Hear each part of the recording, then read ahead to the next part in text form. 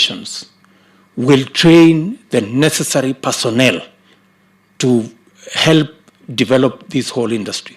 Photographers and actors and all the other people, we help them develop that talent. And that we are going to agree under the competence-based learning or curriculum for those specific courses to be targeted. And I say so because I remember when we were working on the technical education, we've even had to shift the examination from Kenya National Examination Council.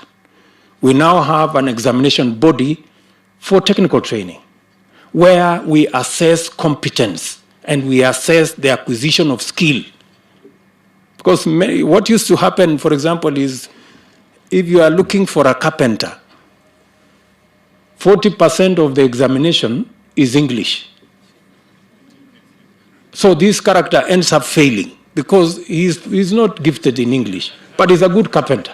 But since the exam is 40% English, he fails the English and then he is told, even this carpentry, you have failed. You know? So it just messes up many people. And that is why we really must go the route of competence-based education, where people are judged on the competence they have acquired, the skill they have acquired, rather than just the general knowledge around it. Our Vision 2030 will not succeed until we have the human capital to drive it. And if we are not training the correct human capital to drive it, then it is unlikely that it can be delivered. And leaving that there, coming to the space of drama and art and culture, where we're seated here as players and as actors in that field, we will not be able to create, Waziri, the 500,000 jobs that we can in this space unless we give the correct attention to arts and to drama and to film and to theater that is managed by these people. We will not create those jobs.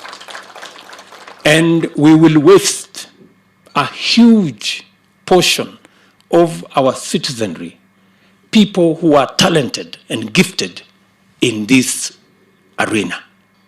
It is important for us to hem in and consolidate our act in this space so that we can prosecute what needs to be done in an effective, result-oriented way so that we can actually get the results that we want. And therefore, I want to tell you as actors, producers, directors, teachers, trainers in this field, that the government of Kenya, you know what His Excellency the President's thoughts are on this.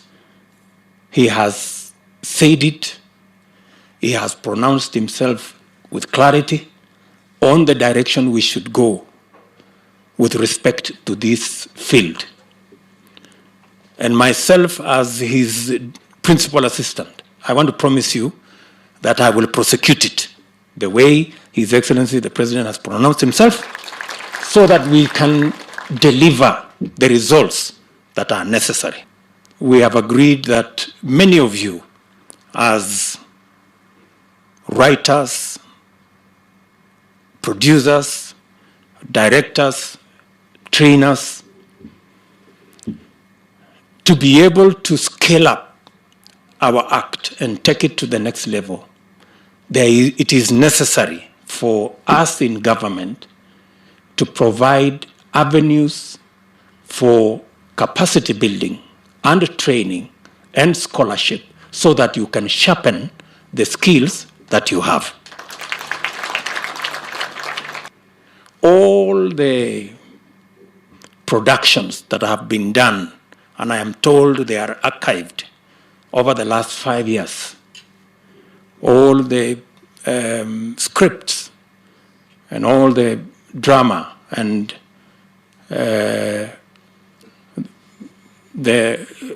I'm sure the scripts that have been done over the last 5 years. We need to agree how all these, the best of them, can be produced into a movie or film. I've had a long meeting with Mr. Mutua of the Kenya Film Classification Board, the Kenya Film Commission, the Commission, the CA, Communication Authority, the Ministry of Education, the Ministry of ICT.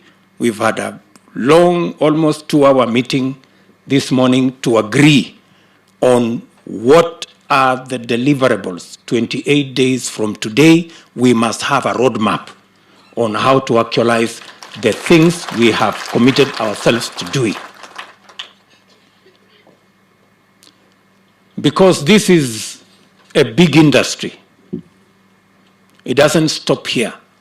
It doesn't end with the National Drama Festival. In fact, the National Drama Festival is actually the beginning. A narrative had been created that technical education is for failures.